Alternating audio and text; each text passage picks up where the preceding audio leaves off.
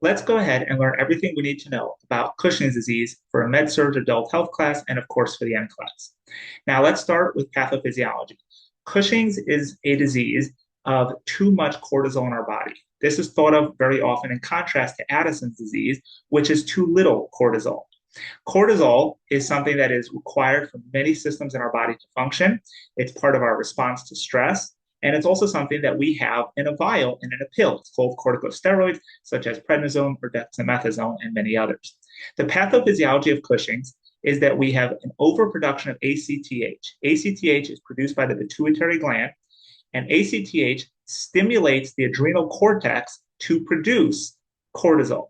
So we have too much ACTH, so the pituitary is yelling at the adrenal cortex too much to yell cortisol. So the adrenal cortex is way overproducing cortisol. The most common cause of this is a pituitary adenoma. In fact, that's almost every case of Cushing's is a pituitary adenoma. Cushing's is most commonly in females. It's most commonly in around 50 to 60 years old.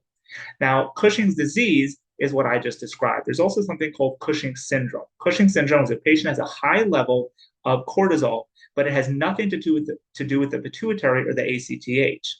In that case, it is almost always where the patient was taking steroids, or I'm sorry, is taking steroids and is simply taking too much steroids, that they have too much cortisol in their system.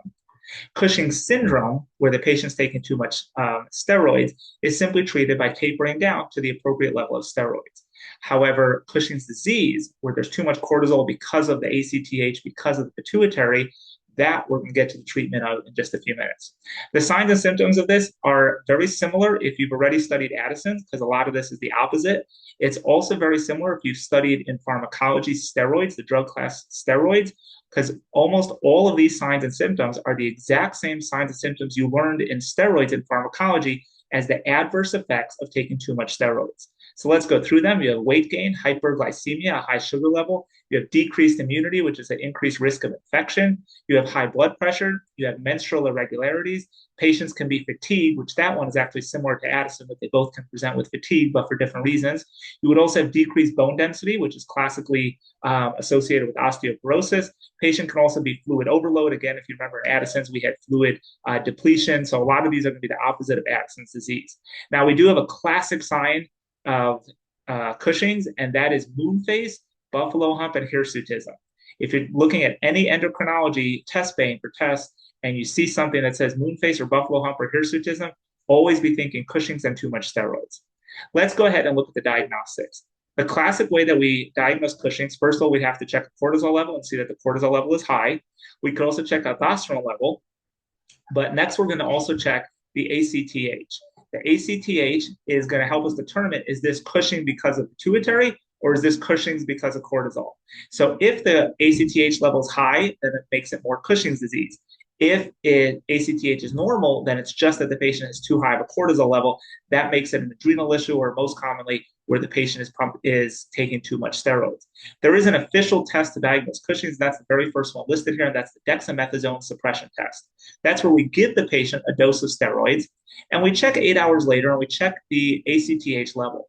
Because if I gave you a dose of steroids, the body should see that there's plenty of steroids in the system, and the ACTH level should be low, because remember, ACTH stimulates the production of steroids. If I gave you steroids and that brought your steroid level up, there should be no increase. There should be a low level of ACTH because we don't want a level of cortisol that would be too high. So once again, the dexamethasone suppression test is the gold standard of how we diagnose Cushing's. It's where we give a patient a dose of steroids, we recheck their ACTH level 8 hours later, and we check to see if the ACTH level is low. That is a good thing. If ACTH level is high, that means the patient has Cushing's.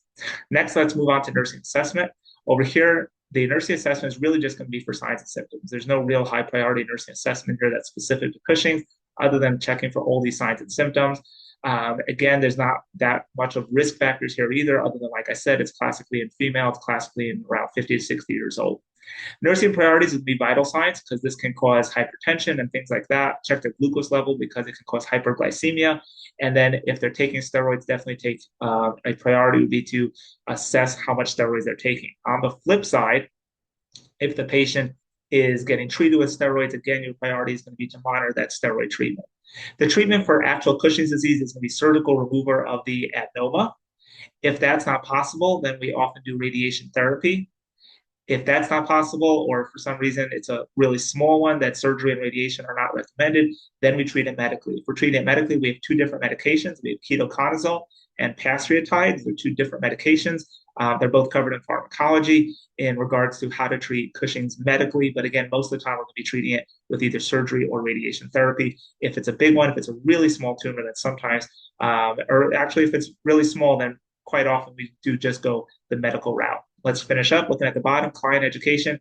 This is going to need lifelong monitoring because even if they had the surgery done, then the patient is still going to have lifelong monitoring because they might be at risk of developing Addison's now or adrenal cortical insufficiency. So we're definitely monitoring their cortisol level for the rest of their life.